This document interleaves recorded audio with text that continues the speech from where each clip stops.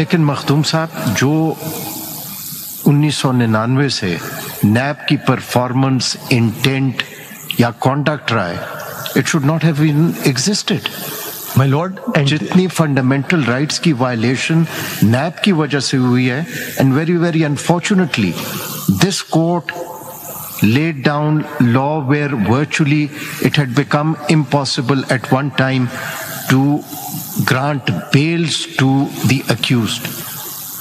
जितनी fundamental rights की violation इस नैब लॉ की वजह से हुई है, even if it had been struck down, I don't think, probably that may have been justified. And my lord, the submission is, if the legislature can make a law, and if the legislature can repeal a law, then where is the constitutional infringement when the legislature amends that law within the constitution? My lord has already made it clear that SOPs were given preference over legislative because there's parliamentary supremacy. And your lordship will have to look at this law now through a different lens as well, because at the time of Asfandiar Wali, my lord, there was a concurrent list where criminal law and criminal procedure was all part of the concurrent list. Now there is no concurrent list. After 18th Amendment. Now we are limited to 142. And therefore, except for the limited scope of that provision. नजर पढ़ लेते हैं वो 140 क्या है? My lord, that is 142 B. No. नहीं यार. Criminal law. Yes. My lord, subject to the constitution, Majlis-e-Shura Parliament and a provincial assembly shall have power to make laws with respect to criminal law, criminal procedure and evidence.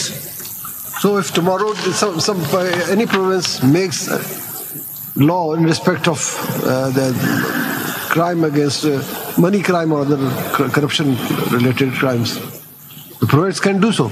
It can do so, and your lordship will see the federation, when the federation wants to do it.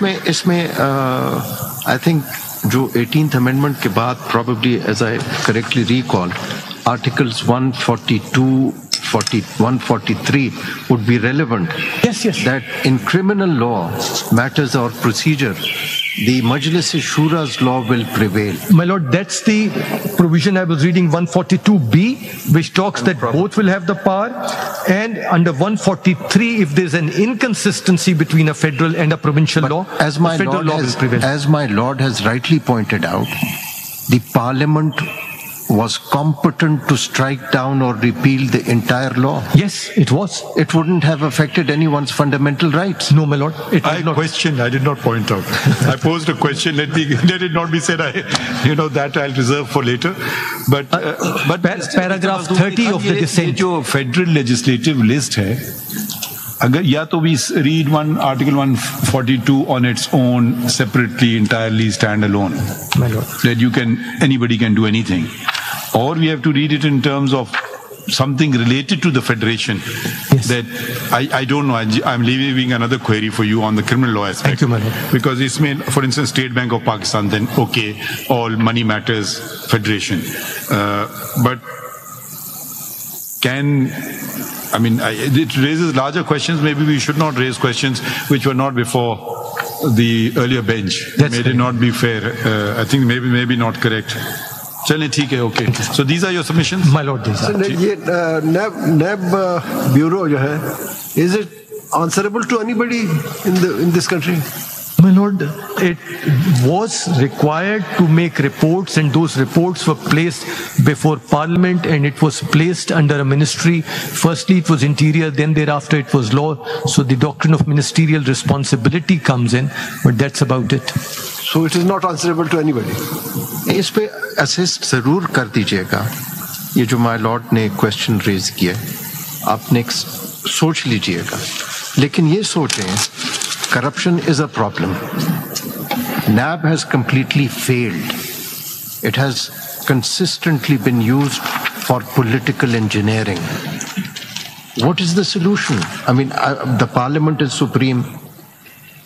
And now you see, if they make amendments, to at least जो wrongs हुई हैं उनको ठीक करने के लिए, is that sufficient?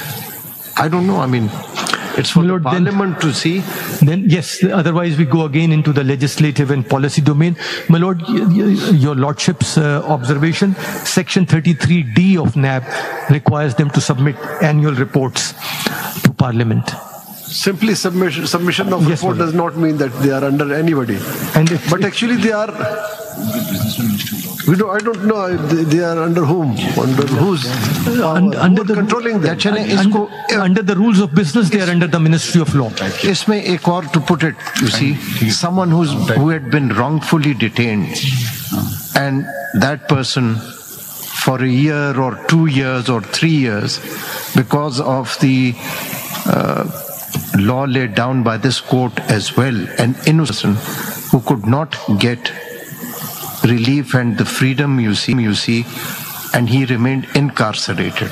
Ultimately, when he's found to be innocent, can he sue NAB? ये भी सोच लीजिएगा. The tort of malicious prosecution is there. Article 212 पे जी सर, वो ट्राइब्यूनल कोई नहीं है, लेकिन नहीं. I mean, I don't know. In my note, I've held that they can still prosecute you. Yes. Even under the civil law, the tort, the remedy in tort is there, but nobody really pursues it, and there are other reasons for that. वो कहते हैं जान छूट गई, अब क्या पीछे पड़ना है कि फिर कोई और मसला निकाल. We are too well mannered to sue the government in tort.